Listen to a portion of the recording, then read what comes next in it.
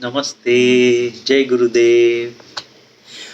ओम श्री गुरुभ्यो नमः। हरि ओम।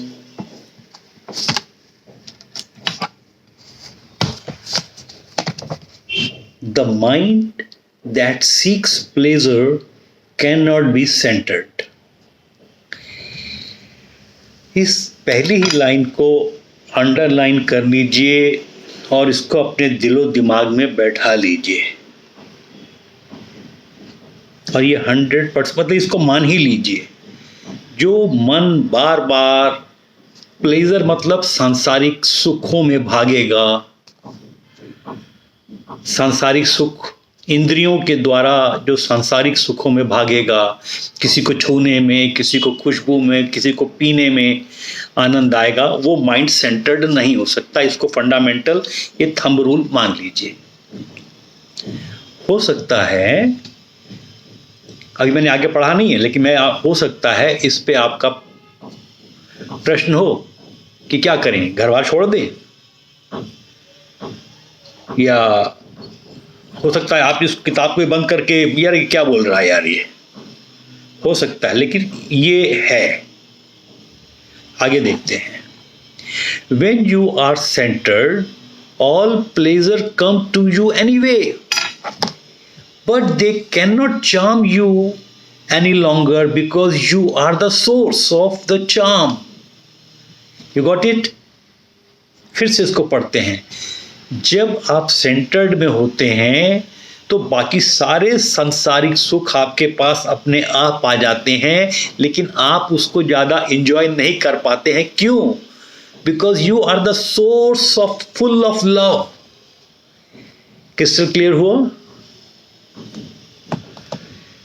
कितने ही लोग घर बार छोड़ने के बाद या आश्रम में जाने के बाद भी बहुत फ्रस्ट्रेशन, ये ऊट पटांग का चीज होता रहता है। तो जस्ट बेटर है जो भी हम घर गृहस्थी में कर रहे हैं इसी में अपनी साधना वगैरह करते रहे, सेंटर्ड रहे, इससे बढ़िया चीज और कोई है ही नहीं। The mind that seeks pleasure can never achieve the highest, है ना। जो बाकी जो आप दो चीजें हैं, एक तो मन भाग रहा है, दूसरा मैं उसके पीछे पीछे भाग रहा हूं। अगर उधर होगा तो हाईएस्ट समाधि पे नहीं पहुंच सकते भाई। और जो समाधि पे पहुंच गया उससे बड़ा सुख कोई नहीं है। आपको धीरे धीरे पता चलेगा, आगे जाके और पता चलेगा आपके, और फील होगा, पता नहीं चलेगा, you can really feel it. And if you enjoy drowning in your suffering you can not be centred, you are far away from the path. एक और चीज भी है ना, आपको छोटा मोटा कोई दुख हुआ, हो सकता है ऐसा होता है कि भाई आपको दुख हुआ, वो आपको लग रहा है कि बहुत बड़ा है, मेरे को लग रहा है छोटा सी तो बात है यार।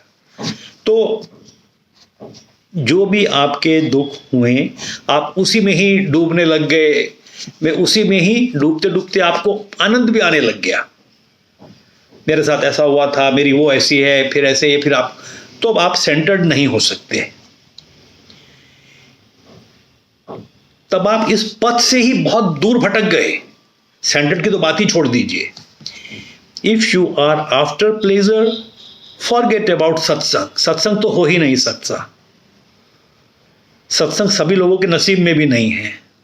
मेरे को भी 4-5 जब आर्ट ऑफ लिविंग में ज्वाइन करने के बाद भी मेरे को 3-4 साल के बाद सत्संग की इंपॉर्टेंस समझ में आई थी। Why are you wasting your time? This is the art of living. You either seek pleasure or come to me. To the point. या तो आप सांसारिक सुखों में जाओ या तो मेरे पास आओ,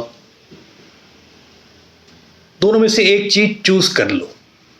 एंड व्हेन यू आर, आप इनकी शरण में आते हो तो वो आनंद का उसको ही ठिकाना ही नहीं है।